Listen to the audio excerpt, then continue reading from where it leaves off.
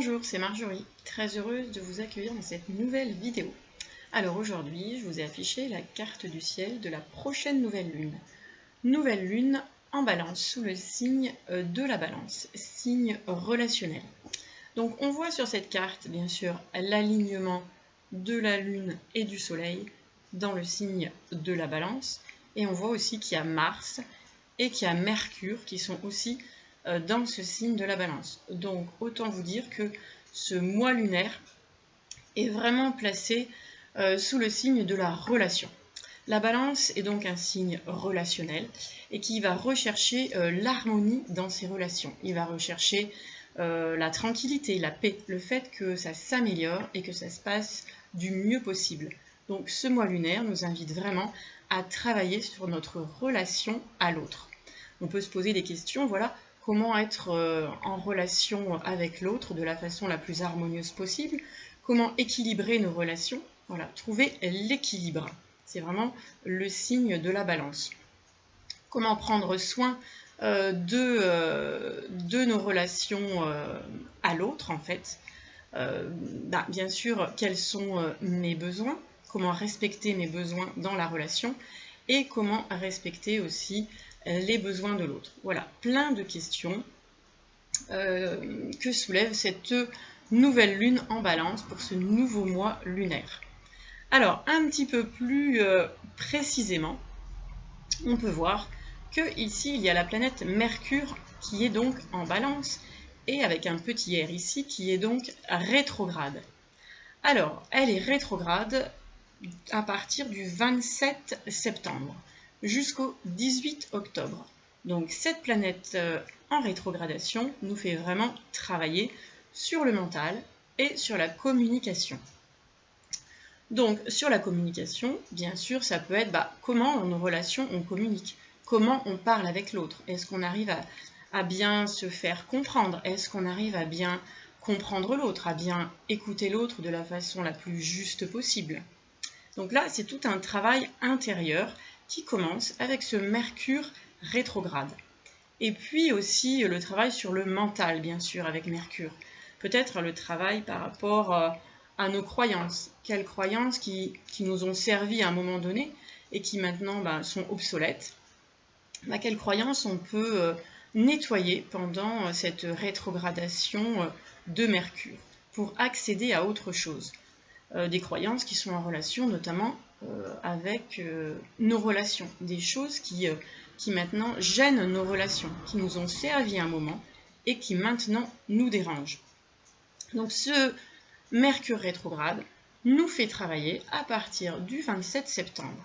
Et puis il va être, donc je regarde les dates, il va être en conjonction au Soleil le 9 octobre. Donc là, le 9 octobre, cette date correspond comme si c'était l'énergie de la nouvelle lune, un nouveau départ.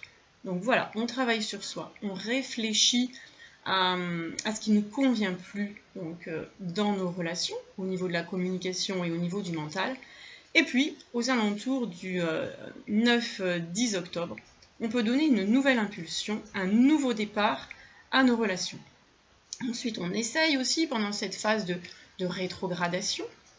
Et puis, le travail se poursuit tranquillement, jusqu'à la prochaine conjonction du Soleil à Mercure, qui sera le 29 novembre. Donc le 29 novembre peut être considéré comme une pleine lune, une mise en lumière en fait du travail qu'on aura fait. Et là, on peut voir qu'est-ce qu'on aura récolté, quelle prise de conscience on aura eu et comment fonctionnent ces changements. Est-ce qu'on est vraiment satisfait? Est-ce qu'on peut vraiment récolter? Donc voilà, c'est un travail qui s'étire pendant un petit moment en fait. Donc je vous ai donné les dates précises pour que vous puissiez suivre et travailler en conscience si vous le souhaitez. Alors voilà pour ce Mercure. Ensuite, donc, la balance est régie bien sûr par la planète Vénus ici.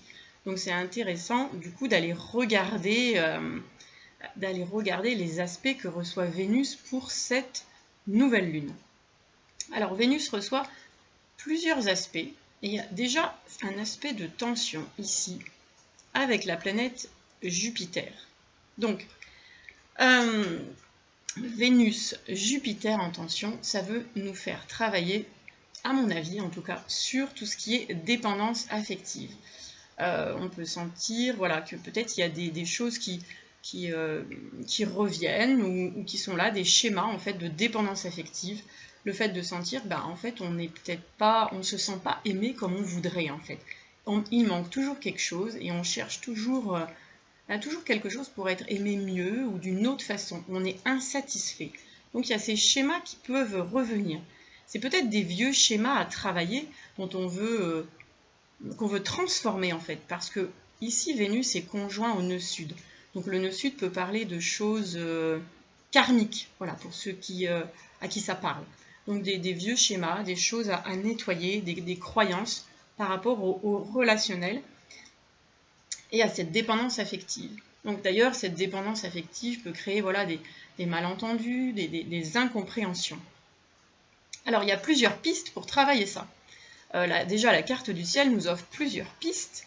Déjà ici, un aspect ici avec la planète Neptune, un aspect harmonieux, voilà, et un aspect ici harmonieux, ici un aspect harmonieux ici avec la planète Pluton. Donc ces deux aspects sont harmonieux et nous offrent des portes de sortie, des solutions. Ça amène bien sûr avec Pluton la transformation dans nos relations, le fait qu'on est en train de transformer des choses, voilà, d'avancer. Il peut y avoir aussi cette notion de séduction qui s'invite aussi, et puis une notion romantique avec Neptune. Le romantisme peut aussi s'inviter, et ça amène aussi de la douceur un petit peu dans le relationnel. Je vais vous parler aussi d'une fleur de bac qui peut vous aider si vous êtes dans ces schémas de dépendance affective. Alors, la fleur de bac dont je vais vous parler, c'est Chicory. Alors, je l'ai ici en photo. Voilà. Et je vous la fais voir. Donc, Chicory. Alors, de quoi elle souffre, Chicory? Eh bien voilà, elle souffre du manque affectif. Voilà. Elle se sent abandonnée. Donc ce manque affectif est vraiment ressenti vis-à-vis des proches, vis-à-vis de la famille et des proches en fait. La personne ne se sent pas aimée comme elle voudrait et elle est vraiment en demande d'amour. C'est vraiment une grande souffrance. Et donc Chicory peut travailler là-dessus, sur cette sensation de ne pas être aimée, cette sensation d'abandon, de dépendance affective, et elle peut apaiser tout ça et nous apporter la sécurité affective. En tout cas, nous amener à ressentir ça et à travailler sur nous pour ressentir ça de plus en plus.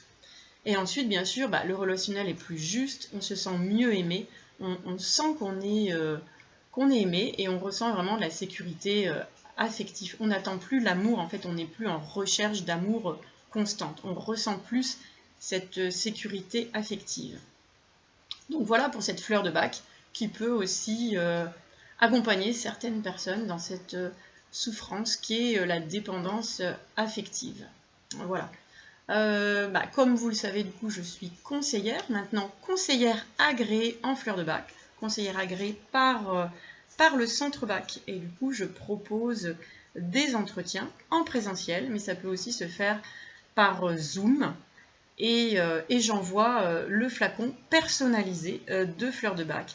Flacon personnalisé qui vous accompagne pendant 3 semaines, 1 mois et qui permet voilà, des prises de conscience en fait et d'avancer sur le chemin de la conscience de soi et être le plus en phase possible avec soi-même et avec son âme. Donc voilà une autre piste, une autre clé d'évolution. Alors, ensuite, de quoi je voulais vous parler? Oui, je vais revenir du coup sur ce soleil, voilà, et cette lune en fait, qui reçoivent quand même un aspect harmonieux avec Saturne. Saturne qui est le 2e maître de la balance, donc c'est intéressant de voir ça. Donc Saturne nous soutient vraiment dans cette lunaison, tout ce mois lunaire, pour construire quelque chose de solide, et que ce ne soit pas un château de cartes, et qui est vraiment une espèce de maturité qui advienne de toutes ces prises de conscience. Donc ça, c'est vraiment intéressant. Voilà. On peut sentir aussi ce mois-ci que bien sûr on a peut-être un peu plus d'énergie. Voilà, puisqu'on a Mars, d'ailleurs qui va rester un petit moment en fait conjoint au Soleil. Donc Mars conjoint Soleil nous amène vraiment de l'énergie, du dynamisme et le fait d'avoir envie de faire des choses et du coup de passer à l'action. Attention peut-être à ne pas être trop impatient aussi et à pas se laisser déborder et du coup passer dans le surmenage. Voilà. Et puis un autre aspect aussi, Soleil Uranus ici donc qui est en quinconce.